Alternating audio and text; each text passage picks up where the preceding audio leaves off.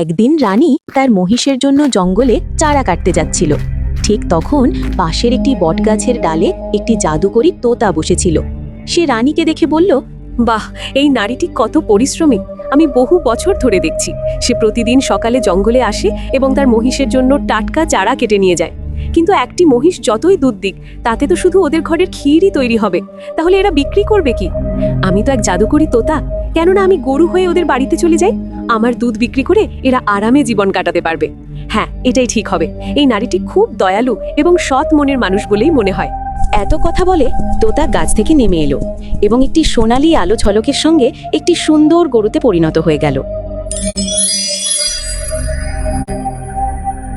তারপর সে রানীর কাছে গিয়ে বলল,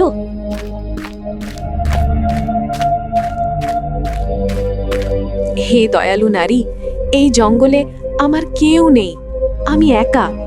তুমি কি আমাকে তোমার বাড়িতে নিয়ে যাবে? বদলে আমি তোমাকে প্রচুর দুধ দেব।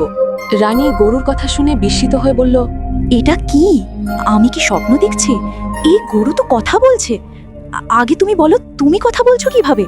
আমি তো আজ পর্যন্ত কোনো গরুকে মানুষের কণ্ঠে কথা বলতে দেখিনি। গরুটি বলল, আসলে আমি একটি জাদুকরী গরু, তাই আমি মানুষের মতো কথা বলতে পারি এবং তাদের কথা বুঝতে পারি। আমি বলছিলাম, আমাকে তোমার বাড়িতে নিয়ে চলো। তুমি আমাকে সকাল ও সন্ধ্যায় সবুজ চারা দেবে, আর আমি তোমাকে প্রচুর দুধ দেব। সেই দুধ বিক্রি করে তুমি আরামে জীবন কাটাতে পারবে। একটি মহিষে তো তোমাদের ঠিকমতো চলে না। রানী এসব শুনে খুব খুশি হলো এবং বলল, আরে জাদুকরী গরু, তুমি সত্যিই বলছো? যদি এমন হয় তাহলে আমাদের সব সমস্যার শেষ হয়ে যাবে। ঠিক আছে, তুমি আমার সঙ্গে চলো। রানী গরুটিকে নিয়ে বাড়ির দিকে রওনা দিল।